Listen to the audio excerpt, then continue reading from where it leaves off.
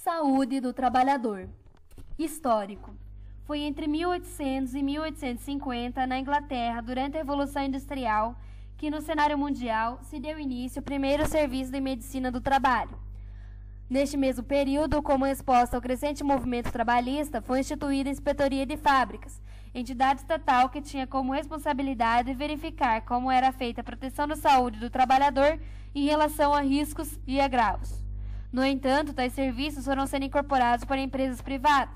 que teriam de realizar prevenção aos fatores de risco, proteção à saúde dos trabalhadores, diagnóstico e tratamento quando estes adoecessem.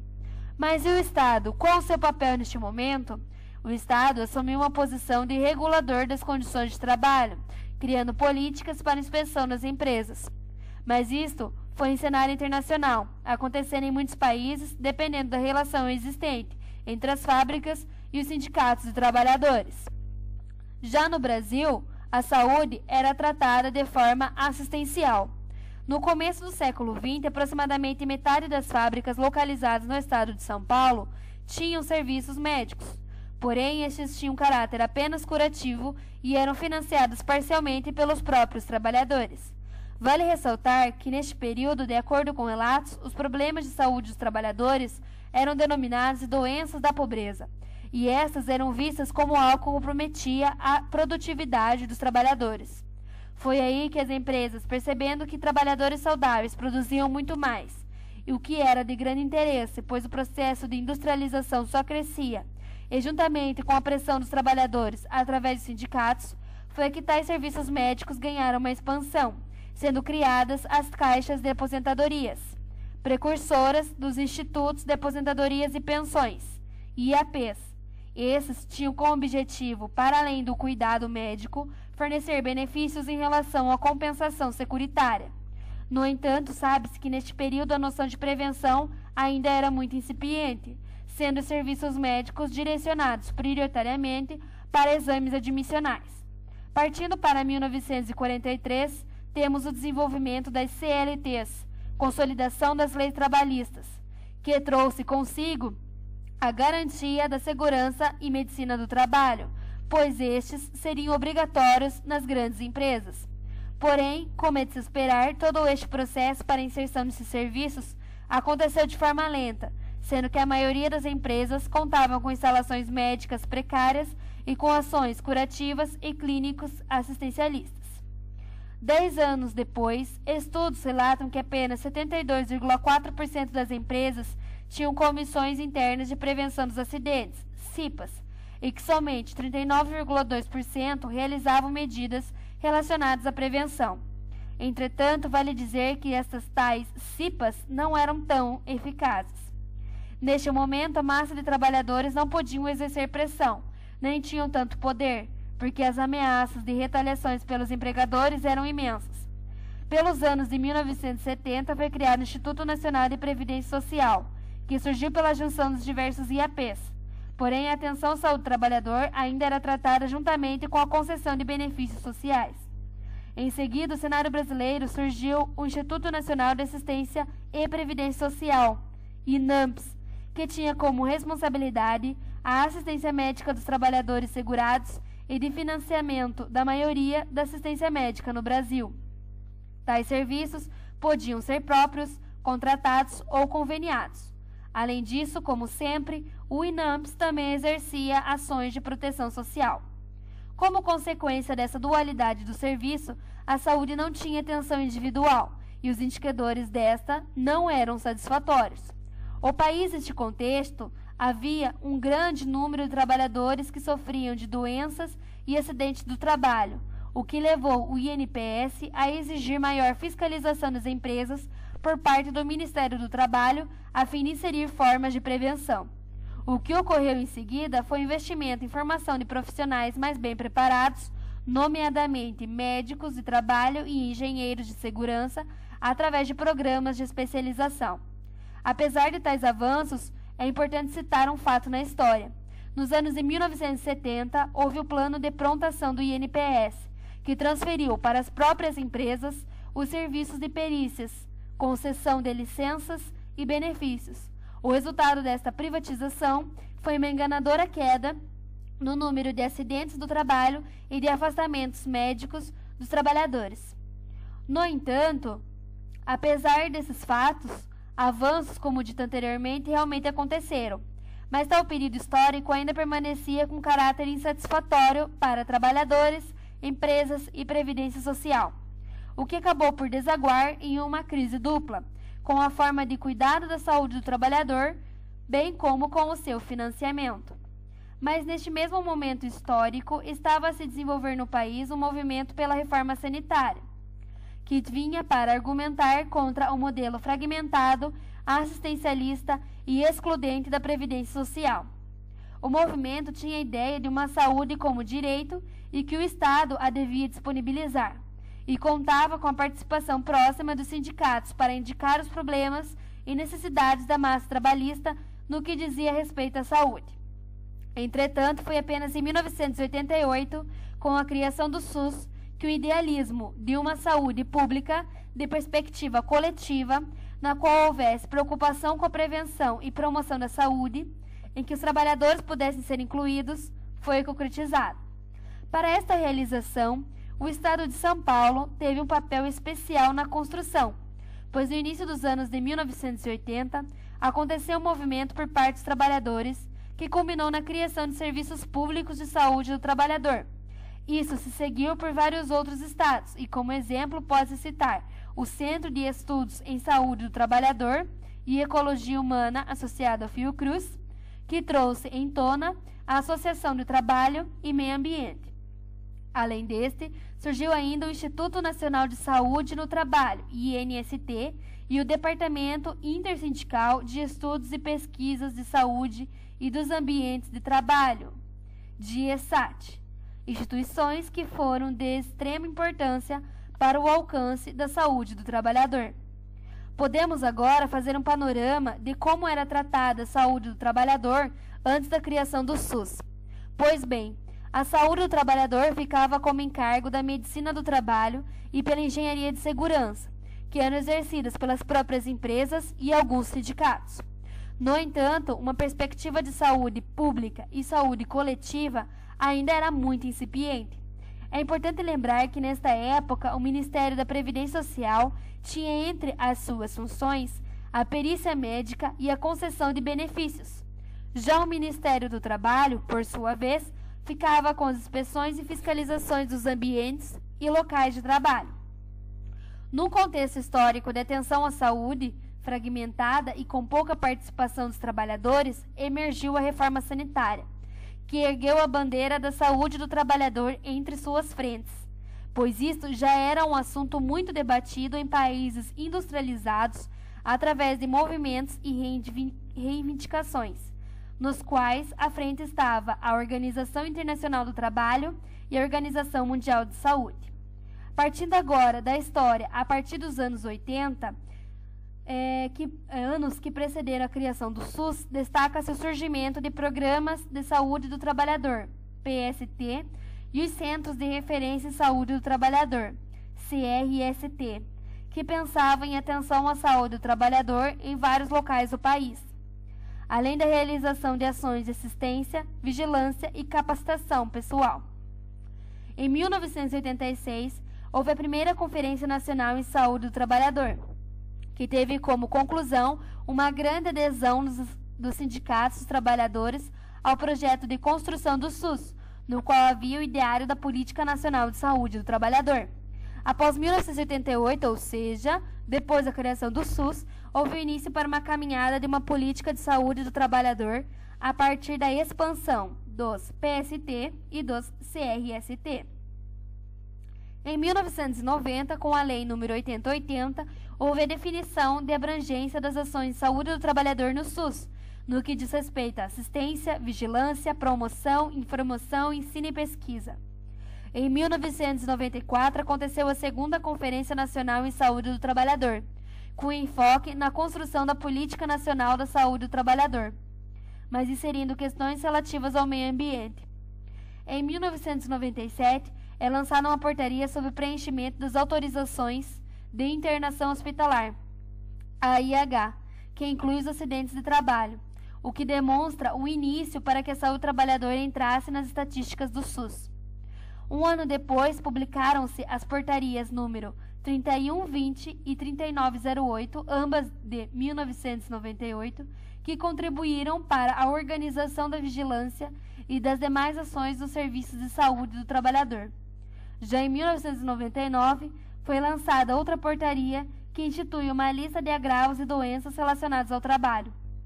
Em 2002, foi criada a Rede Nacional de Atenção Integral à Saúde do Trabalhador, RENAST, ampliada já em 2005. A função do RENAST é conjugar as ações de saúde do trabalhador, agregando assistência, vigilância e promoção da saúde, a fim de se obter uma atenção integral voltada a esta parcela da população, atingindo de forma intra- e intersetorial. A RENAST está estruturada a partir da atuação de Centros de Referência em Saúde do Trabalhador, CEREST, responsável por ações de prevenção, promoção da saúde, de assistência, como diagnóstico, tratamento e reabilitação física, de vigilância dos ambientes de trabalho, de formação de recursos humanos e de orientação aos trabalhadores. Em 2004, houve um marco importante para a saúde do trabalhador. Foi a publicação de uma portaria que fala da notificação compulsória de 11 agravos ocupacionais e relacionados com o trabalho, sendo eles acidentes de trabalho fatais, acidentes de trabalho com mutilações, com exposição a material biológico, acidentes de trabalho de qualquer tipo em crianças e adolescentes, as dermatoses ocupacionais, a perda auditiva induzida pelo ruído, as intoxicações exógenas, as chamadas lesões por esforços repetitivos ou distúrbios osteomusculares relacionados ao trabalho, pneumoconioses, transtornos mentais e o câncer. Neste mesmo ano, foi elaborada uma proposta de Política Nacional de Segurança e Saúde do Trabalhador, PNSST, realizada de forma conjunta pelos Ministérios da Saúde e Previdência Social e do Trabalho e Emprego. Esta proposta veio com o eixo na promoção da melhoria da qualidade de vida e da saúde do trabalhador, através da promoção, vigilância e assistência à saúde. Esta PNSST foi colocada em consulta pública em maio de 2005. Dentre as diretrizes de política da saúde do trabalhador para o SUS estão a implementação da atenção integral à saúde, a intra- e a intersetorialidade, a estruturação da rede de informações de saúde do trabalhador, o apoio a estudos e pesquisas, a capacitação de recursos humanos e a participação da sociedade na gestão dessas ações. Em 2005, realizou-se a terceira Conferência Nacional de Saúde do Trabalhador, cujo slogan foi Trabalhar sim, adoecer não.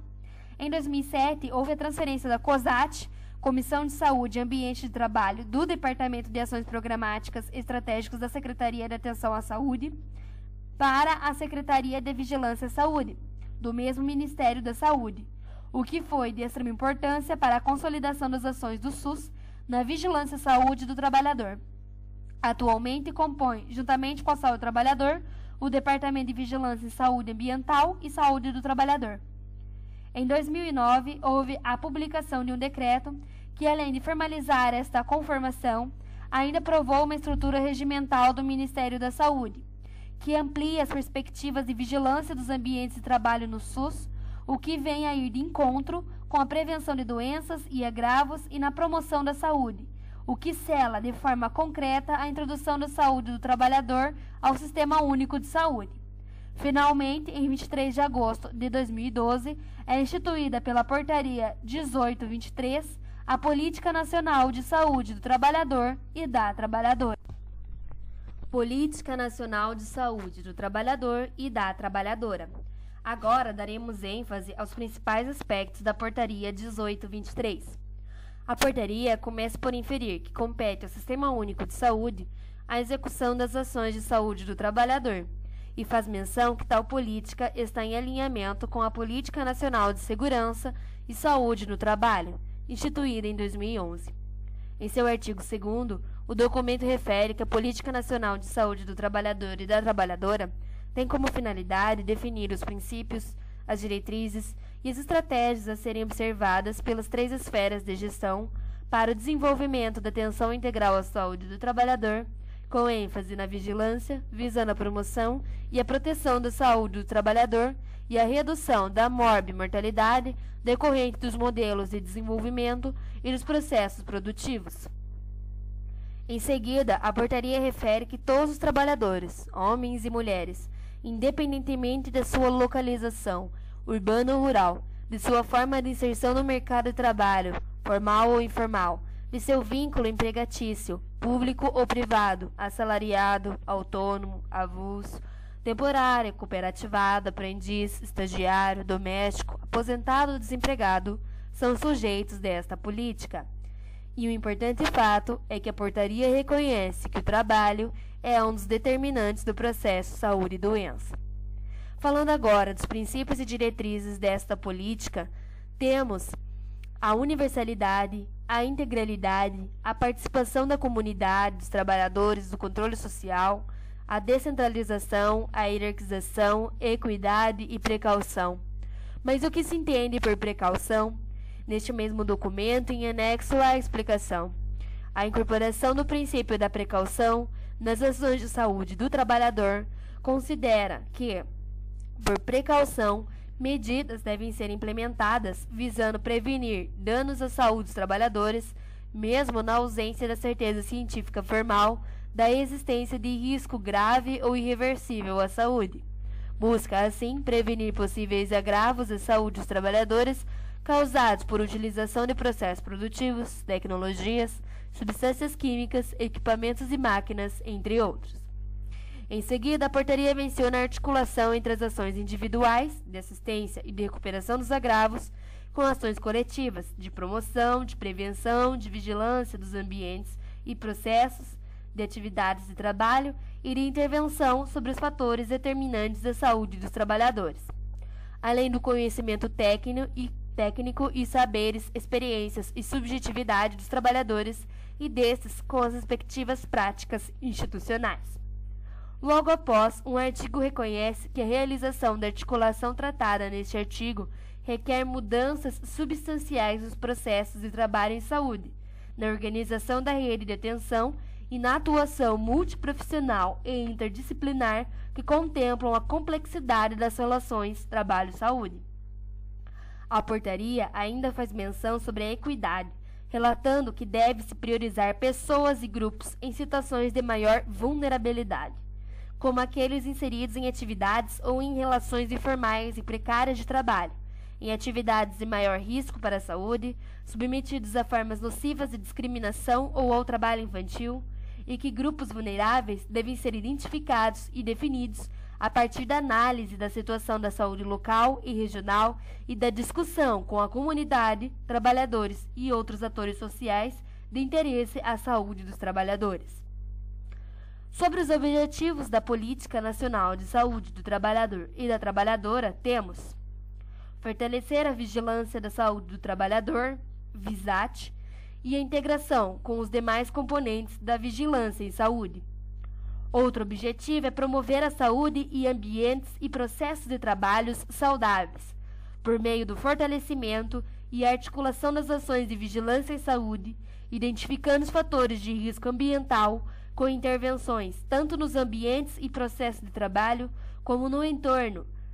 tendo em vista a qualidade de vida dos trabalhadores e da população circunvizinha, além da contribuição na identificação e erradicação de situações análogas ao trabalho escravo e infantil e na proteção do trabalho do adolescente. Um terceiro objetivo é garantir a integralidade na atenção à saúde do trabalhador, que pressupõe a inserção de ações de saúde do trabalhador em todas as instâncias e pontos da rede de atenção à saúde do SUS, mediante articulação e construção conjunta de protocolos, linhas de cuidado e matriciamento da saúde do trabalhador na assistência e nas estratégias e dispositivos de organização e fluxos de rede. O quarto objetivo é ampliar o entendimento de que a saúde do trabalhador deve ser concebida como uma ação transversal, devendo a relação saúde-trabalho ser identificada em todos os pontos e instâncias da rede de atenção. O objetivo seguinte é incorporar a categoria de trabalho como determinante do processo saúde e doença,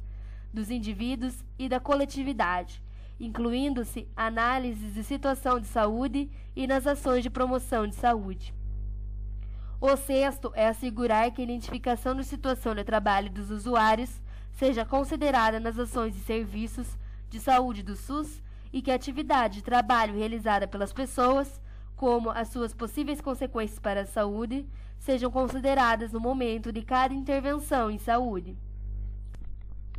Como sétimo e último objetivo é que deve-se assegurar a qualidade da atenção à saúde do trabalhador usuário do SUS. O documento ainda trata das estratégias que esta política tem para alcançar suas metas. Tais instrumentos são: integração da vigilância em saúde do trabalhador com os demais componentes da vigilância em saúde e com a atenção primária em saúde, o que engloba incorporação dos agravos relacionados ao trabalho, definidos como prioritários, para fins de vigilância, nas listagens de agravos de notificação compulsória. A segunda estratégia é a análise do perfil produtivo e da situação de saúde dos trabalhadores, por meio da articulação e sistematização das informações das demais bases de dados de interesse e saúde do trabalhador, como o Cadastro Geral de Empregados e Desempregados e o Instituto Brasileiro de Geografia e Estatística, IBGE, entre outros. A terceira estratégia é a estruturação da Rede Nacional de Atenção Integral à Saúde do Trabalhador, RENAST, no contexto da Rede de Atenção à Saúde. Neste mesmo tópico, a menção da inclusão como prioridade de trabalhadores vulneráveis, como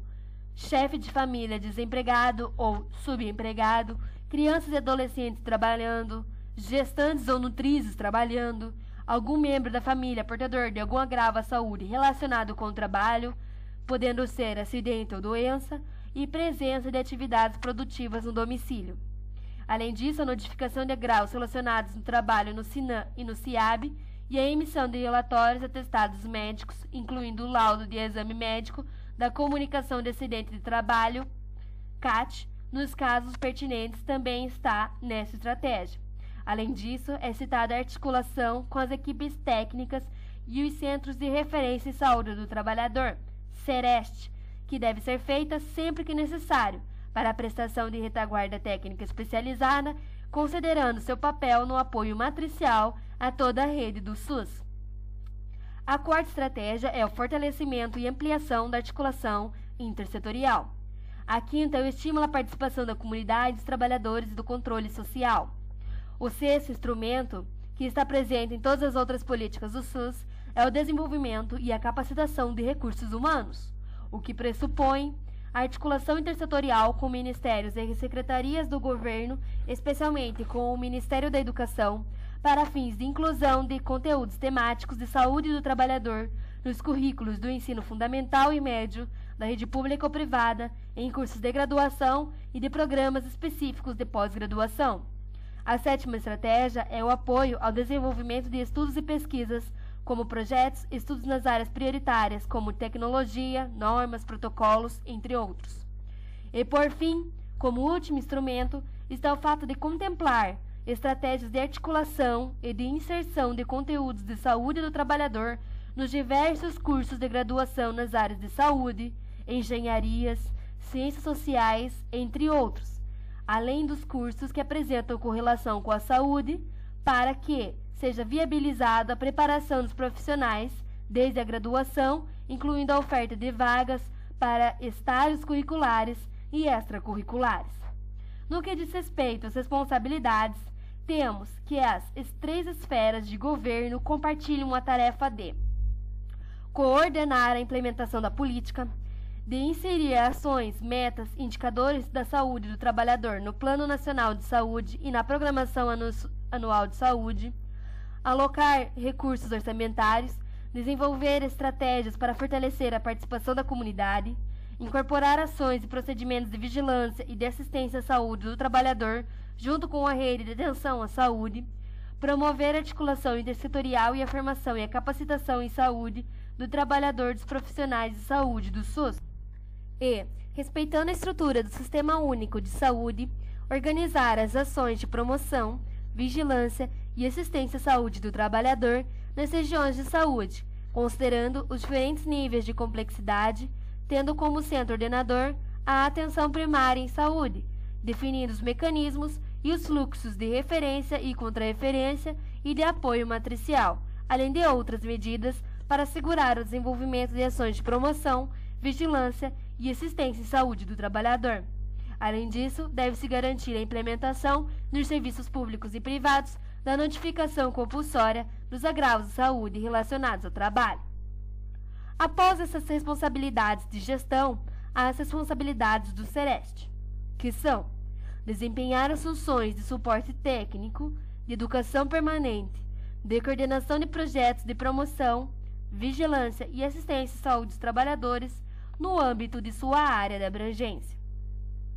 O documento também trata da avaliação e monitoramento da política,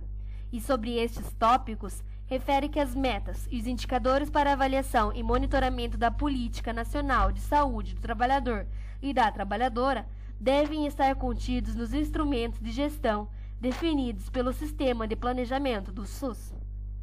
E, por fim, a portaria trata do financiamento da política e relata que, além dos recursos dos fundos nacionais, estaduais e municipais de saúde, fica facultado aos gestores de saúde utilizar outras fontes de financiamento, como ressarcimento ao SUS pelos planos de saúde privados dos valores gastos nos serviços prestados aos seus segurados em decorrência de acidentes e doenças relacionadas ao trabalho, repasse de recursos advindos de contribuições para a Seguridade Social e criação de fundos especiais e parcerias com organismos nacionais e internacionais.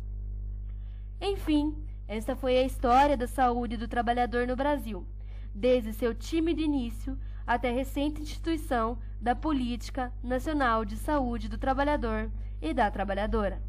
Espero que tenha ficado bem claro a cronologia dos fatos e como foi se dando a luta desta massa da população para alcançar seus objetivos e direitos. Também espero que os aspectos gerais, princípios, diretrizes, objetivos, métodos de avaliação e monitoramento, além do financiamento desta política, tenha ficado bem evidentes para quem está assistindo este vídeo, pois tudo isso foi resultado de anos e anos de trabalho daqueles que são o foco disto tudo, os trabalhadores. Muito obrigada!